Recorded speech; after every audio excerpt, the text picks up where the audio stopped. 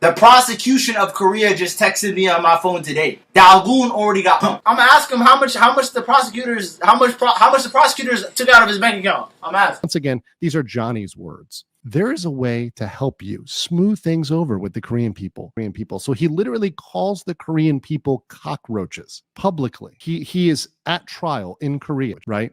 This is during an active criminal trial time. So Sly now has 14 days to figure it out because he's going to have to come home and face the music. Guys, we have a very important update today. Johnny Somali has now turned into a full-on anti-Korean and has been involved in various conspiratorial activities targeting Koreans. And we're going to break everything down for you.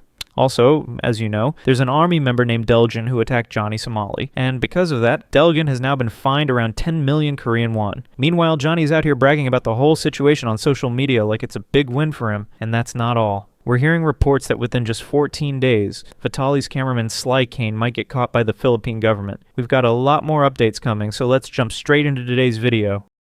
Guys, right at the start of the video, let me give you a quick update. In the last video, I told you about a Korean army member named Delgin, who attacked Johnny Somali. As a result, Delgin was fined a massive 10 million Korean won by the Korean government. Honestly, this sounds absolutely ridiculous. A criminal like Johnny Somali, who would never pay a fine properly, somehow gets protected, while a Korean citizen has to pay such a huge amount for a small offense like this. It raised a lot of serious questions. And honestly, it feels like it only encouraged Johnny even more. And if you don't believe me, just watch this clip. You can literally see Johnny Somali openly threatening all Koreans, saying that if anyone even tries to touch him again, they'll face the same consequences. He's making it very clear through his words and actions.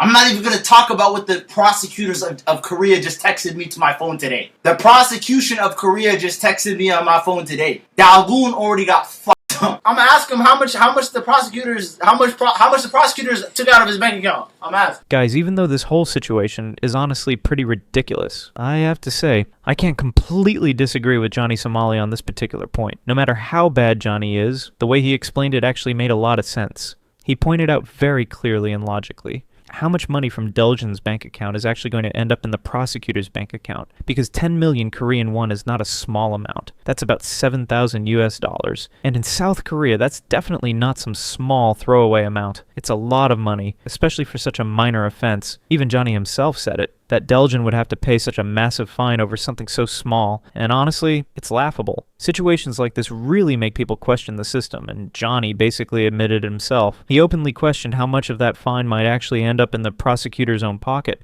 Dalgoon said he was gonna me up last protest, and bro, do you understand that Dalgoon touches me how Dalgoon is gonna be? Dalgoon cannot put a finger on me, bro. I dare Dalgoon to touch me. I dare Dalgoon to touch me. Guys, Johnny Somali actually said this before too, and you all know what happened to him after that. Let's quickly take a look at a short clip from that moment. Tomorrow I'm outside for Halloween. Come catch me. I'm outside tomorrow. Come find me. What do you got? Yo. Come find me. Yo.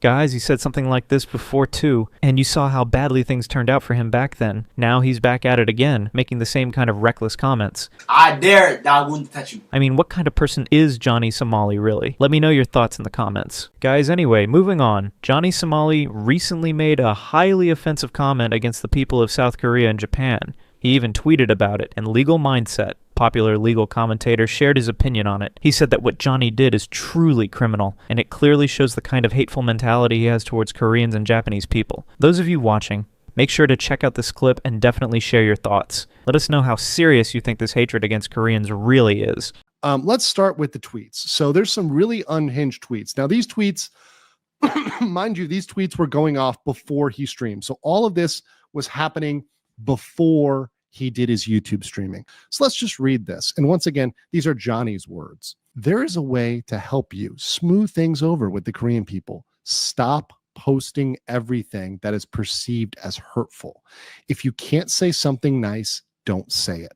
Laugh if you want, but flying on the radar in enemy territory attracts attention. So this person, you should take this seriously. You should stop being that offensive, right? Like that is actually a good strategy. Now, what does he say to that? who said, I want to smooth things over? They, and when he says they, he is speaking about the Korean people are cockroaches, right? Because this is a response to him saying smooth things over with the Korean people. So he literally calls the Korean people cockroaches publicly. He is at trial in Korea. Everybody involved in the process, the prosecution, the judge, the law enforcement, they are all Koreans. It's a wonder that Japan colonized Korea, not the other way around. The stereotypes about Asians being conflict averse is less prominent with us. He probably wouldn't have got a lighter sentence, a lighter version of the Johnny Somali treatment. So Johnny responds to that and says, I get erect when I think of what the Japanese people did to your filthy. So he literally doubles down, calling Koreans this nasty language, right?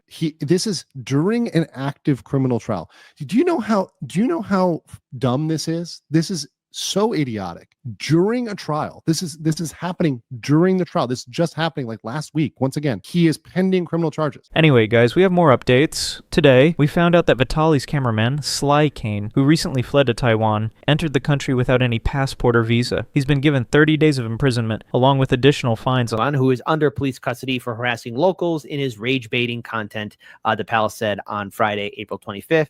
It is said that Christopher Dante, who goes by the name Sly Kane, has been charged with unjust vexation in relation to the Cybercrime Prevention Act of 2012, RA 10175, the violations of the Anti-Photo Video Voyeurism Act, RA 995. Communications Undersecretary Claire Castro said Dantes may face a 30-day imprisonment or a fine depending on the evidence filed against him. On top of that, from what we know, people from the Philippines can stay in Taiwan without a visa or passport for up to 14 days, but after that, the Taiwanese government will hold them accountable for the visa situation. If he doesn't have one, he will definitely face legal consequences. So it's becoming pretty clear that within the next 14 days, Sly Kane is going to find himself on Taiwan's radar, and should it be back on Philippine, and then he definitely will go to the prison. So Taiwan has a visa-free entry for Philippine citizens, allowing them to stay for 14 days without a visa. So that means you are there without having to apply for a visa or anything. You're just there for a little bit of time. So Sly now has 14 days to figure it out, because he's going to have to come home and face the music when he lands in the airport back in the Philippines. So he's going to know, and people are going to know. And the word is going to get out there that he's been trying to evade justice. And when he comes back, well, he's going to have to find out. And we'll see if he tries to run to another country. But here's the thing I want to get out here. I want to let other countries like Japan, Korea, Thailand, Vietnam, anywhere else he would run, Indonesia. I want those countries to know this guy is on the run. This guy is on the run. And I think that will help a lot to get that word out there, because remember, if the immigration authorities find out that you have a criminal history and you're on the run, they can send you, they can deny you easily. So guys, what do you think about this? Do you think it's really possible for Sly Kane to be brought into the law, or will he just go underground like I've warned before? Also, as you saw earlier, Johnny Somali has now made even more offensive comments about Koreans, and on top of that, he's still threatening Deljin. What do you think about this situation? Let me know your thoughts in the comments. And guys, throughout this whole video, I never asked for a like or subscribe, but if you do, it would support this channel in a huge way. Please consider subscribing and liking this video. Thanks for watching.